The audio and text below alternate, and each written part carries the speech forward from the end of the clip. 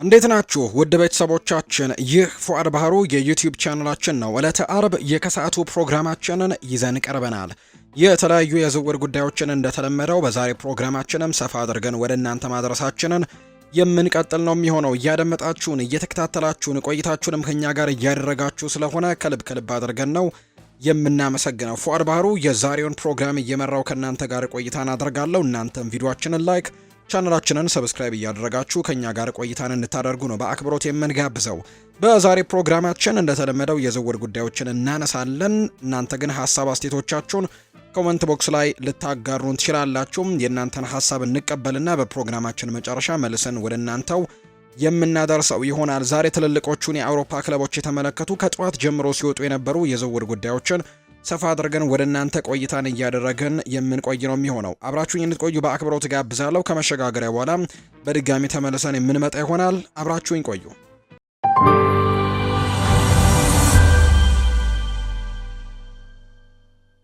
እንደ ዴይሊ ሚረር ዘገባ ከሆነ ሉዊስ ኤንሪኬ በፓሪስ ሳን ዠርሜን ያለውን ቆይታ የማራዘም ዕድሉ እየጨመረ በመምጣቱ ማንቸስተር ዩናይትድ በአውሮፓ ውስጥ ካሉ ስኬታማ አሰልጣኞች አንዱን የማግኘት ተስፋው እየደበዘዘ መጥቷል። ዘገባዎች እንደሚጠቁሙት የስፔናዊ በአሁኑ የዩናይትድ አቅጣጫ ያረካ ሲሆን ኦልትራፎርድን በዚህ የሙያ ዘመኑ ደረጃ ላይም እንደ ትክክለኛው ፕሮጀክት አይመለከተውም። ይህም ደግሞ በፓሪስ አዲስ ውል እንዲመርጥም ገፋፍቶታል። ዩናይትድ እንደ አውሮፓውያኑ አቆጣጠር በጥር ወር መጀመሪያ ላይ ሩበን አሞሪም ከተሰናበተ በኋላ ቋሚ አሰልጣኝ የሌለው ሲሆን ይህ ውሳኔ ክለቡን ወደ ሌላ የሽግግር ወቅትም አስገብቶታል። የክለቡ አመራሮች የረጅም ጊዜ አማራጮቻቸውን መገምገማቸውን ቢቀጥሉም የማይክል ካሪክ በጊዜያዊ አሰልጣኝነት ያሳየው ፈጣን ተጽዕኖ ግን ችላ ሊባል የማይችል ሆኗል። ካሪክ በጊዜያዊ ቆይታው እስካሁን የመራቸውን አራቱንም ጨዋታዎች እንዲሁ የትናንትና በስቲያ ጨዋታውንም ጨምሮ 5 ጨዋታዎችን መርቷል። 4ቱን ጨዋታዎች በድል ሲያጠናቀቅ አንዱን ደግሞ በአቻ ውጤት ነው ያጠናቀቀው። ምንም አይነት ሽንፈት እስካሁን ያላስመዘገበ አሰልጣኝ ሆኗል። እነዚህ ድሎች በቀላሉ የመጡ አይደሉም። በማንቸስተር ሲቲ ላይ፣ በአርሰናል ላይ፣ በቶተንሃም ላይ የተመዘገቡ ትልልቅ ድሎች የክለቡን ውጤትም ሆነ ድባብም ለማረጋጋት እጅጉን እንደረዱት ጭምር ነው ዘገባዎች የሚጠቁሙት። ምንም እንኳን የአስደናቂ ጉዞ ቢኖርም ለዩናይትድ ቅርበት ያላቸው ምንጮች እንደሚጠቁሙት የክለቡ ቦርድ ቋሚ ውሳኔ ላይ ለመድረስ ግን መቸኮል አይፈልግም። የካሪክ ስራ በክለብ ውስጥም ከፍተኛ አድናቆትን ያተረፈ ቢሆንም ክለቡ በአጭር ጊዜ ስኬት ላይ ብቻ ተመስርቶ ስሜታዊ ቀጠሮንም ከመስጠት ይልቅ የረጅም ጊዜ ራዕይ እንደሚያስፈልገው ነው የሚገነዘበው። የዩናይትድ ፍለጋ ወይም ወቅት ደግሞ የኤንሪኬ ስም መነሳቱ የማይቀር ነበር። ጥቂት አሰልጣኞች ብቻ እንደሱ ጠንካራ የስራ ልምድ አላቸው። ከባርሴሎናና ፓሪስ ሳን ዠርሜን ጋርም የሶስትዮሽ ዋንጫን ወይም ትሬብልን ማሸነፉ ከፍተኛ ተጫዋቾች ያሉበትን ክፍል የመምራት የተረጋገጠ ብቃትም ያለውና በመቆጣጠርም በከፍተኛ ጫናና በቦታ አጠቃቀም ላይም የተመሰረተ ግልጽ የታክቲክ መታወቂያ ያለው አሰልጣኝ ሆኗል። በፓሪስ ያስመዘገበው ስኬት የፓሪስ ሳን ዠርሜንን የአውሮፓ ደረጃ ከፍ ያደረገ ሲሆን ቡድኑ በትልቁ መድረክም ይበልጥ የተደራጀና ተወዳዳሪ እንዲሆንም አድርጎታል። ሆኖም ግን ከኤንሪኬ አንጻር ሲታይ ፓሪስ ሳን ዠርሜን በአሁኑ ጊዜ መረጋጋትን ፍለጋን እንዲሁ ከስምምነትም ይወክላል የተባለው እሱ እንግዲህ የክለቡ የረጅም ጊዜ ስፖርታዊ ራዕይን በመቅረጽ ረገድ በጥልቀት እየተሳተፈ ሲሆን አሁንም ቢሆን በመዋቅራዊ አለመረጋጋት ውስጥ የሚገኘው ዩናይትድ ተመሳሳይ ግልጸኝነት እንዳለው አላመነም። ማንቸስተር ዩናይትድ እስከ ውድድር ዘመኑ ማብቂያ ድረስም ሰፊ የሆኑ የአሰልጣኞች መረጃን መከታተሉን የሚቀጥል እንደሆነ የሚያሳዩ ዘገባዎችን ደግሞ እየተመለከትን ነው የምንገኘውና አሁንም ቢሆን መረጋጋት የለም። ማንቸስተር ዩናይትድ እስከ ውድድር ዘመኑ ማብቂያ ድረስም ሰፊ የሆኑ የአሰልጣኞች መረጃን መከታተሉን እንደሚቀጥል ይጠበቃል። የክለቡ አመራሮች ቀጣዩ ሹመት ከውጭ ካለ ጫና ወይም ከደጋፊዎች ስሜት በመነሳት ብቻ ሳይሆን ከሰፊው የመልሶ ግንባታ እቅድ ጋርም የሚጣጣም መሆኑን ለማረጋገጥም ይፈልጋሉ ተብሎ ነው የሚጠበቀው። ማንቸስተር ሲቲ የኤቨርተኑን አማካይ ኬርናንዶስ ቤሪ ሆልን ኢላማ በማድረግ የክረምቱ የዝውውር እቅዱን እያፋጠነ እንደሚገኝ የመጀመሪያ የዝውውር ጥያቄ ማቅረቡም ነው የተዘገበው።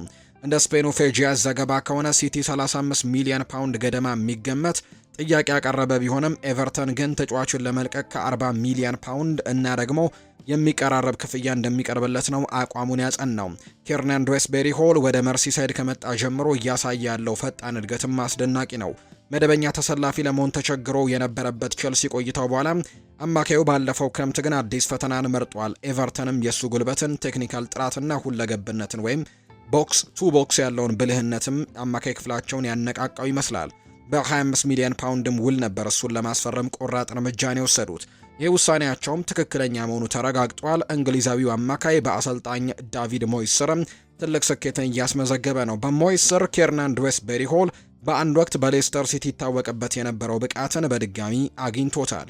በከፍተኛ ሁኔታ ተጭኖ የመጫወት ፕረስ የማድረግ ኳስን ከአማካይ ክፍል ይዞ የመውጣትና በግብ ክልል አካባቢ ማስተዋጽኦ የማድረግ ብቃቱ ለኤቨርተን ቡድንም ሚዛንን ሰጥቶታል የተባለው። ኤቨርተን በቅርቡ ፉላምን 2-1 ባሸነፈበት ጨዋታ የጨዋታውን ፍጥነት የመቆጣጠርና ቡድኑንም ወደፊት በመምራት እያደገ የመጣውን ተጽዕኖንም በድጋሚ አሳይቷል። እነዚህ ብቃቶች ሳይታወቁ አላለፉም። የማንቸስተር ሲቲ የተጫዋቾች ምልመላ ቡድን ድዌስበሪ ሆልን በፔፕ ጓርዲዮላ የአማካይ ክፍል ሽግግር ውስጥም በቀላሉ ሊላመድና የተለያዩ ቦታዎች ላይም ሊያገለግል የሚችል ተጫዋች አድርገው ነው የሚመለከቱት።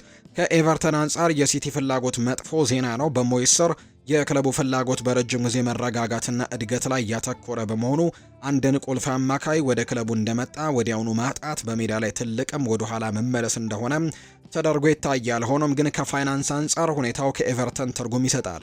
የ40 ሚሊዮን ፓውንድ ዋጋቸውም ከተሟላ ድርድር ለማድረግም ፍቃደኛ እንደሆኑ የሚታወቅ ሲሆን ይህም ደግሞ ተጫዋቹን ካስፈረሙ በአንድ ዓመት ጊዜ ውስጥም የሚታወቅ ትርፍን ያስገኝላቸዋል። ሲቲ ዝውውሩን ያለ ጊዜው ከማስገደድ ይልቅ በትዕግስት እንደሚጠባበቅ ነው የሚጠበቀው። ድርድር ለመጀመር ያላቸው ፍላጎት እውነተኛ ዓላማ እንዳላቸው የሚያሳይ ቢሆንም ድዌስበሪ ሆል ለረጅም ጊዜ እቅዳቸው በጣም አስፈላጊ ነው ተብሎ ካልታመነ በቀር ወደ ዋጋ ፉክክር ውስጥ ደግሞ የመግባት እድላቸው አነስተኛ እንደሆነ ነው የተነገረው። ሳዑዲ አረቢያ ለክረምቱ የዝውውር መስኮት ከፍተኛ እንቅስቃሴ እያደረገ በመሆኑ የሙሐመድ ሳላ የረጅም ጊዜ የሊቨርፑል ቆይታ በድጋሚ ከፍተኛ መላምትም እየተሰጠበት ይገኛል ተብሏል። እንደ ዴይሊ ሚረር ዘገባ ከሆነ ግብፃዊ አጥቂ በአልናሰር የክሪስቲያኖ ሮናልዶ ተስማሚ ተተኪ ተደርጎ ተለይቷል። ሳላ በሳምንት እስከ 1.2 ሚሊዮን ፓውንድም ሊያገኝ የሚችልበት ውልም የቀረበለት ሲሆን ይህም አሁን ላይ ከሚያገኘው ደሞዝም በትክክል በ3 እጥፍ ነው የሚበልጠው። ሳላ በ33 ዓመቱ አሁንም በዓለም እግር ኳስ ውስጥ ከፍተኛ የንግድ ዋጋ ካላቸው ተጫዋቾች መካከል አንደኛው ሆኖ በርካቶች ሀሳቦቻቸውን እየሰጡበት እንደሚገኝ ነው እየተገለጸም የሚገኘው። ሁሉንም እንግዲህ ዋና ክብሮችን ባሸነፈበት ራሱንም በዘመናዊ እግር ኳስ ውስጥ ደግሞ በአንፊልድ ትልቅ ተጫዋች አድርጎ ባነገሰበትም ሊቨርፑል ውስጥ እንግዲህ ለ10 ዓመታት ከቆየ በኋላ ከፍተኛ ክፍያን ወደሚያገኝበት ባህር ማዶ ደግሞ ሊዘዋወር ከጫፍ መድረሱን የሚያሳዩ ሪፖርቶችን አሁን ላይ በትልቁ እየተመለከትን የምንገኘውና የሳዑዲ ፕሮ ሊግ ባለስልጣናትም ሊጉ በፕሮጀክቱ ግንባር ቀደምነት አንድ ዓለም አቀፍ ኮከብን መያዙን ለማረጋገጥም እንደሚፈልጉ ጭምር ነው የተነገረው። ሮናልዶ በዝውውር ገበያው ላይ ለአልሂላል የሚደረገው ልዩ ድጋፍ በሚመስለው ነገርም የተነሳ በፈጠረው ቅሬታ የወደፊት ቆይታው አጠራጣሪ በመሆኑ ትኩረቱ የውድድሩ ቀጣይ ፊት ወደሚሆነው ሳላ ዞሯል። ከዚህ በፊት ታይቶ የማይታወቅ የ1000 የሙያ ዘመን ግቦችን የማስቆጠር የተቃረበው ሮናልዶ የራሱን ቀጣይ እርምጃ እያመዛዘነ እንደሆነ ይታወቃል። ዘገባዎች እንደሚጠቁሙት ፕሮፌሽናል ጉዞን የጀመረበትን ስፖርቲንግን እንደ ፍቅር መዳረሻው መመልከትም ወደ አውሮፓ በስሜት መመለስን ሊያስብ ይችላል። ከሳዑዲ አንጻር ሳላህ የላቀ ብቃትም ዓለም አቀፍ ተቀባይነትና ቀጠናዊ ተገቢነትንም ፍጹም ጥምረት ያለው ተጫዋች እንደሆነ በርካቶች ያነሳሉ። በዓለም ላይ ካሉ እጅግ ተጽዕኖ ፈጣሪ ተጫዋቾች መካከል አንደኛው እንደመሆኑ የሱ መኖር ከእግር ኳስ ባለፈ የሊጉን ባህላዊና የንግድ ተደራሽነትን በአፍሪካ በመካከለኛው ምስራቅና በኤዥያ ያጠናክረዋል። ሳዑዲ አረቢያ ውስጥ እሱ በሮናልዶ የሚፈጥረውን ክፍተትም ወዲያውኑ ሊሞላው ይችላል ብለው ያምናሉ የሳዑዲ ሰዎች። ከሳዑዲ አረቢያ የቀረበው የሪከርድ ደሞዝ ጥያቄም ከፍተኛ የዝውውር ክፍያ ታክሎበት የማንኛውንም ክለብ ጽናትን የሚፈትን ነው የሚሆነው። ግብፃዊ አጥቂ በዚህ የውድድር ዘመን ከአሰልጣኝ አርኔ ስሎት ጋር የገጠመው ችግር በኋላ በአንፊልድ ያለው የወደፊት ሁኔታ እርግጠኛ ባለመሆኑ ይህ ቀጣዩን ትልቅ ዝውውርም ለማድረግ ለሱ ምቹ አጋጣሚ ሊሆን እንደሚችል ነው የተገለጸው። ማንቸስተር ዩናይትድ የቦሩሲያ ሞንቼ ግላድባሁን አማካይ የሆነው ሮኮ ሪትስን ለማስፈረም ፍላጎት አለው ነው የተባለው። የ23 ዓመቱ ጀርመናዊ ቀደም ሲል ጥሩ ብቃት ያሳየ ሲሆን በማንቸስተር ዩናይትድ እይታ ውስጥም ገብቷል። የማንቸስተር ዩናይትድ ከፍተኛ አመራሮች እሱ ዘመናዊ አማካኝ እንደሆነና ለክለቡ ምርጥ ግዢ ሊሆን እንደሚችል ነው የሚያምኑት። እንደ ፌጂያስ ዘገባ ከሆነ ክለቡ ተጫዋቹን ለማስፈረምም 35 ሚሊዮን ፓውንድ ገደማ ወጪ ለማድረግም ተዘጋጅተዋል። ዩናይትድ በአማካይ ክፍሉ ላይ ተጨማሪ ጥራትና ጥልቀትን እንደሚያስፈልገው ግልጽ ነው። ጨዋታዎችን በተሻለ ሁኔታ ለሚቆጣጠርና የሚረዳ እንዲሁም ለቡድኑ ደግሞ አካላዊ ጥንካሬና የመከላከል ብቃትን ወይም ዲፌንሲቭ ብቃትንም ሊጨምር የሚችል አይነት ተፋላሚ አማካይ ያስፈልጋቸዋል። በእንግሊዝ እግር ኳስ የሚፈለገው አይነት አካላዊና ቴክኒካዊ ብቃትም ያለው ሲሆን ዝውውሩ ከተሳካ ደግሞ በማንቸስተር ዩናይትድ ውስጥ ራሱን እንደ ወሳኝ ተጫዋች ለመገንባትም ይቆጥራል። በዓለም ላይ ካሉ ታላላቅ ክለቦች አንዱን የመቀላቀል እድልም ለሱም ማስደሳች ሊሆንለት እንደሚችል ነው የሚነገረው። ይሁን እንጂ ሁለቱም ክለቦች በዝውውሩ ላይ ስምምነት ላይ ይደርሱ እንደሆነ ወደፊት የሚታይ ጉዳይ ይሆናል። ማንቸስተር ዩናይትድ እሱን በ35 ሚሊዮን ፓውንድ ማስፈረም ከቻለ ኢንቨስትመንቱ ብልህነት የተሞላበት ሊሆን ይችላል። ተጫዋቹ የወደፊቱ የወጣበትን ዋጋ የሚያስመሰክርም አቅም አለውን የተባለው ማንቸስተር ዩናይትድ በቅርብ ሳምንታት ውስጥም መሻሻል እያሳየ ቢሆንም ከታላላቅ ክለቦች ጋር በቋሚነት ለመወዳደር ግን ቡድኑን ይበልጥ ማጠናከር ይኖርባቸዋል። ወደ እንግሊዝ እግር ኳስ አናት ለመመለስም የሚጥሩ ሲሆን በስብስባቸው ውስጥም ያሉትን ክፍተቶችም መሙላት ይኖርባቸዋል ተብሎ እንደሚጠበቅ ነው ዘገባዎቹም አሁን ላይ እየጠቆሙ የሚገኙት። ከተከላካይ ክፍሉ በተጨማሪ አማካይ ክፍሉ መጠናከር አለበትም የተባለ ሲሆን ማንቸስተር ዩናይትድ በውድድር ዘመኑ መጨረሻ ትክክለኞቹን ተጫዋቾችን ማስፈረም ይችል እንደሆነ የሚጠበቅ ጉዳይ ነው ተብሎ ነው የሚታሰበው። ሊቨርፑል እና አርሰናል የኤሲ ሚላኑን ኮከብ ክሪስቲያን ፖሊሲክን በሳንሴሮ ስላለው የወደፊት ቆይታ ጥርጣሬዎች እየጨመሩ በመምጣታቸው ሁኔታውን በቅርበት እየተከታተሉት እንደሆነ ተዘግቧል። እንደ ጣሊያኑ የዜና ምንጭ ቱቶ መርካቶ ዌብ ዘገባ ከሆነ የአሜሪካዊ ኢንተርናሽናል ባለፈው ዓመት መገባደጃ ላይ በቃላት ደረጃ ስምምነት ላይ ቢደርስም እስካሁን ድረስ ግን ይፋዊ የውል መዳረሻ ጥያቄን ባለማቅረቡ ግራ ተጋብቷል። የሊቨርፑል ፍላጎት የመጣው ለፊት መስመራቸው ወሳኝ በሆነ ወቅት ላይ ነው። መሐመድ ሳላ በዚህ የውድድር ዘመን መጀመሪያ ላይ ከአሰልጣኝ አርኔ ስሎት ጋር ከገባበት አለመግባባት በኋላ በዚህ ክረምት ወደ ሳዑዲ ፕሮሊግ ከሚደረግ ትርፋማ ዝውውር ጋር ስሙ በተደጋጋሚ እየተነሳ ይገኛል። በዚህም ምክንያት ሊቨርፑል የሳላህን የረጅም ጊዜ ተተኪም በንቃት እየፈለገ ነው የሚገኘው። በጣሊያን ራሱን በድጋሚ ያገኘው ክሪስቲያን ፖሊሲክ በፕሪሚየር ሊጉ ውጤታማ ሊሆን የሚችል ሁለገብና ከፍተኛ የግብ ተሳትፎ ያለው አጥቂ በመሆኑ ለሊቨርፑል ተስማሚ እጩ ነው። በአሰልጣኝ ማሲሚሊያኖ አሌግሪ ስር ክሪስቲያን ፖሊሲክ በዚህ የውድድር ዘመን በ20 ጨዋታዎች 10 ግቦችን አስቆጥሮ 2 ግቦችን አመቻችቶ በማቀበልም ድንቅ ብቃቱን እያሳየ ይገኛል። እንደ ሁለተኛ አጥቂ፣ እንደ መስመር ተጫዋች ወይም ደግሞ እንደ ኳስ አከፋፋይ ፕሌይሜከርም የመጫወት ችሎታው ለአርኔ ስሎት የታክቲክ አወቃቀርም ሳቢ ያደርገዋል።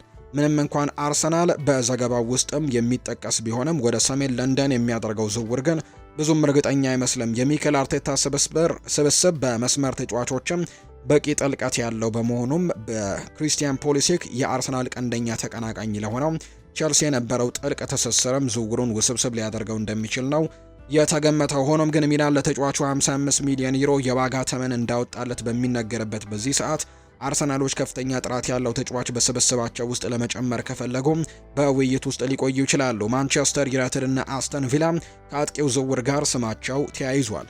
የክሪስቲያን ፖሊሲክ የአሁኑ ብቃትም በስታንፈርድ ብሪጅ የነበረውን የ4 ዓመታት ቆይታ ካበቃው ወጥ ያልሆነ አፈጻጸምም ፍጹም የተለየ ነው። በ2021 ከቼልሲ ጋር በቻምፒየንስ ሊግ ቢያሸንፍም ጉዳቶችና የአሰልጣኞች መቀየር የመሰለፍ ዕድሉንም አጥብበውት ነበር። እንደ አውሮፓውያኑ አቆጣጠር በ2023 ወደ ሴሪኤ ከመጣ በኋላ የ23 ዓመቱ ተጫዋችም ለጉዳት ተጋላጭ የሚለውን ስምም አስወግዶ ከሚላን እጅግ አስተማማኝ የማጥቃት ስጋትም ሆኗል። ለጣሊያኑ ግዙፍ ክለብ ባደረጋቸው 120 ጨዋታዎችም በሁሉም ውድድሮች 42 ግቦችን አስቆጥሮ 25 ደግሞ አመቻችቶም አቀብሏል። ሁለገብነቱ የሱ ትልቁ ሳቢ ባህሪው ሲሆን አሜሪካዊው በርካታ ቦታዎች ላይም የመጫወት ብቃት አለው። ምንም እንኳን በዋነኝነት የቀይ መስመር ተጫዋች ቢሆንም በግራ መስመር በአጥቂ አማካኝነትና በሁለተኛ አጥቂነትም እጅግ በጣም ጥሩ እንቅስቃሴን አሳይቷል። ሚላን በቅርቡ የበረኛው ማይክ ሜኞን ውል ማደሱ በይፋ ቢያሳውቅም የክሪስቲያን ፖሊሲክ ውል እስከ 2027 ለማራዘም መዘግየቱ ግን ወደ ፕሪሚየር ሊግ በአስደናቂ ሁኔታ የመመለስ እድሉን ከፍ አድርጎታል ነው የተባለው። ቸልሲ የቦርንመዙን ተከላካይ ማርኮስ ሴንሲን ለማስፈረም ፍላጎት አሳይቷል። ይህ የ28 ዓመት ተጫዋች ለፕሪሚየር ሊጉ ክለብም ቦርንመዝ በጣም ጥሩ ብቃትን እያሳየ የሚገኝ ሲሆን የክሪስታል ፓላስና የኤቨርተን ትኩረትንም ስቧል። እንደ ፌጂያስ ዘገባ ከሆነ ቸልሲ ይህንን የ28 ዓመት አርጀንቲናዊ ለማስፈረም ይፋዊ ፍላጎት እንዳለው የገለጸ ሲሆን ዝውውሩን ማሳካት ይችሉ እንደሆነ ወደፊት የሚታይ ጉዳይ ነው። ቸልሲ ለዋና ዋንጫዎች የመወዳደር ፍላጎት ካለው የመከላከል ክፍሉን ማጠናከር ይኖርበታል። በፕሪሚየር ሊግ ብቃቱ የተመሰከረለት ተጫዋችን ማስፈረም ደግሞ ብልህ ውሳኔ ሊሆን ይችላል። የ28 ዓመቱ ተጫዋችም የቸልሲን ጥያቄ የመቀበል ዕድሉ ከፍተኛ ነው። ይህም ደግሞ በሙያዊው ደረጃ ላይ ደግሞ አንድ እርምጃን ወደፊት የሚያራምደው ሲሆን በዓለም ላይ ካሉ ትልልቅ ክለቦችም በአንዱ የመጫወት እድልን ደግሞ ይሰጠዋል ተብሎ ነው የሚታመነው። ስለዚህ ደግሞ ይህ በእንዲህ እንዳለ ማለት ነው ቦርነመስ የተጫዋቹን ውልም ደግሞ ለማደስና በክለቡ እንዲቆይ ለማድረግ ደጋግሞ ሙከራን አድርጓል። ሆኖም ግን ድርድሩ ሳይሳካ የቀረ ሲሆን ቸልሲም ይህንን አጋጣሚ ለመጠቀምም እየሞከረ እንዳለ ጭምር ነው መረጃዎች እየወጡ የሚገኙት። በውድድር ዘመኑ መጨረሻ ቸልሲ ፍላጎቱን ወደ ይፋዊ የዝውውር ጥያቄ ይለውጠው እንደሆነ ደግሞ ማየቱ አስደሳች ያደርገዋል ተብሎ ነው የሚጠበቀው። ተጫዋቹ ወደ ባርሴሎና ሊዘዋወርም ጭምር እንደሚችል ስሙ ተነስቷል። በመጨረሻም የት እንደሚያርፍ የሚታይ ይሆናል። ለተጫዋቹ የሙያው ቀጣዩ እርምጃን ለመውሰድና ለትልልቅ ዋንጫዎችም ለመፎካከር የሚችልበትን ታላቅ ክለብም ለመቀላቀል ይህ ትክክለኛ ጊዜው ነው። ቸልሲም ከስፔኑ ክለብ ባርሴሎና የተሻለ የፋይናንስ አቅም ሊኖረው ስለሚችል የዝውውር ፉክክሩ ላይ ብልጫ ሊሰጠው ይችላል። ባርሴሎና በመከላከል ክፍሉ ላይ ተጨማሪ ጥልቀት የሚፈልግ በመሆኑ ይህ የ28 ዓመት ተጫዋችም ምርጥ ግዢ ሊሆንላቸው ይችላል። በመጨረሻም የት እንደሚያርፍ የሚታይ ጉዳይ ነው። የኒውካስል ዩናይትድ አማካይ ሳንድሮ ቶናሊ ባለፉት ጥቂት ወራት ውስጥም ክለቡን ሊለቅ እንደሚችል ስሙ በተደጋጋሚ ሲጠቀስ ቆይቷል። ይህ የ25 ዓመት ጣሊያናዊ ኢንተርናሽናል በበርካታ ክለቦች እይታ ውስጥም ያለ ሲሆን ኒውካስል ዩናይትድም ለሱ የሚፈለገውን የሽያጭ ዋጋም አስቀድሞ ወስኗል። እንደ ፌጂያስ ዘገባ ከሆነ ተጫዋቹ የአርሰናል ኢላማ ቢሆንም ከማንቸስተር ዩናይትድ እና ከሊቨርፑል ጠንካራ ፉክክር ይጠብቀዋል።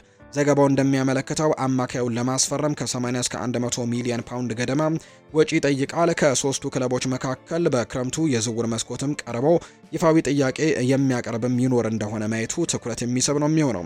ቶናሊ በፕሪሚየር ሊጉ ለኒውካስል ዩናይትድ አስተማማኝ ብቃቱን እያሳየ ሲሆን በትልቅ ክለብ ውስጥም የመጫወት ብቃት እንዳለው ምንም ጥርጥር የለውም።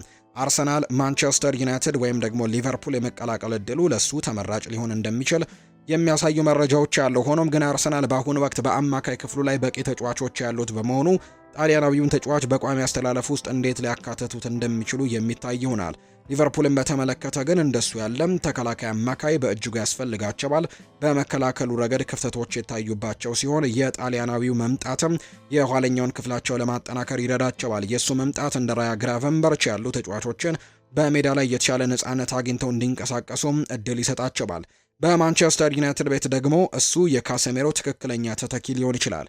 ብራዚላዊው አማካይ በውድድር ዘመኑ መጨረሻም ክለቡን እንደሚለቅ የሚጠበቅ በመሆኑ ማንቸስተር ዩናይትድ እሱን በአግባቡ መተካትም ይኖርበታል ነው የተባለው። የተጠየቀው የሽያጭ ዋጋም በጣም ዝቅተኛ በመሆኑ ውጤቱን እንዴት እንደሚሆንና እንደሚቀጥልም የሚታይ ነው። ኒውካስል እንደሱ ያለው ወሳኝ ተጫዋችን ማጣት ባይፈልግም አማካዩ ግን ክለቡን ለቆ አዲስ ፈተናን ለመጋፈጥም ሊፈተን እንደሚችል የሚያሳዩ ሪፖርቶች እየወጡ ነው። ኤሲ ሚላን ከክረምቱ የዝውውር መስኮት አስቀድሞ በማጥቃት አማራጮቹ ላይ ከፍተኛ ለውጥን ለማድረግ እያቀደ ሲሆን የአርሰናል አጥቂ ጋብሪኤል ሄሱስ ዋነኛ እጩ ሆኖ ብቅ ብሏል።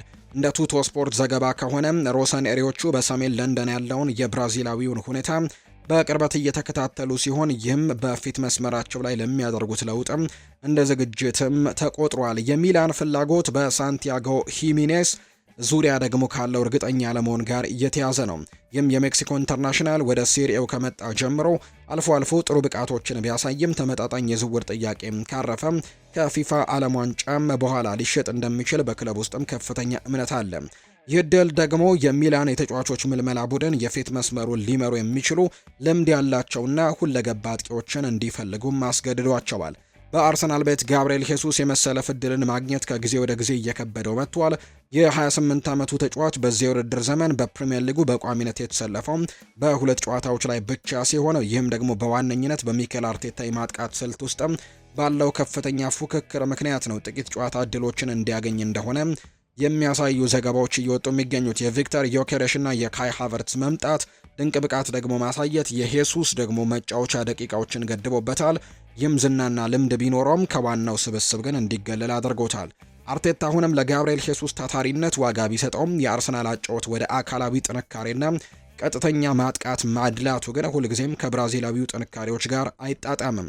ክለቡ ለዋና ዋንጫዎችን በቋሚነት ለመወዳደር እየገፋ ባለበት በዚህ ሰዓት ላይ በክረምቱ ከባድ ውሳኔዎች እንደሚጠበቁና የጋብሪኤል ሄሱስም የወደፊት ቆይታ ጥያቄ ውስጥ ሊገባ እንደሚችል ጭምር ነው የሚታመነው። ከሚላን አንጻር ጋብሪኤል ሄሱስ የታወቀ ብቃትና የመላመድ ችሎታ ጥምረት ያለው ተጫዋች ነው። በፕሪሚየር ሊግም ሆነ በቻምፒየንስ ሊግ ውጤታማነቱን ያስመሰከረ በመሆኑ ልምድ፣ እንቅስቃሴና ፈጠራን ይዞ ደግሞ ይመጣል። እነዚህ ብቃቶች ደግሞ የሚላንን ወጣት አጥቂዎችም ሊያግዙ ይችላሉ። በየትኛውም የማጥቃት መስመር ላይ የመጫወት ችሎታ በተለይም በታክቲካል ተለዋዋጭነት ደግሞ ወሳኝ የሆነበት የሴሪኤ ሊግ ላይ ትልቅ ግብአትም ሊሆንላቸው ይችላል። ሆኖም ግን ሮሰኔሪዎቹም ሌሎች አማራጮችን ክፍት አድርገዋል። የፊዮረንቲና ሞይስኪን በዝርዝር ውስጥም ያለ ሌላኛው ስም ነው። የጋብሪኤል ሄሱስ ዝውውር ውስብስብ ከሆነ አንድ ደግሞ ወጣት ተጫዋችን በማስፈረም ቡድናቸውን ለማጠናከርም ሙከራዎችን ሊያደርጉ የሚችሉበት እድሉ እንዳለ ነው እየተገለጸ የሚገኘው።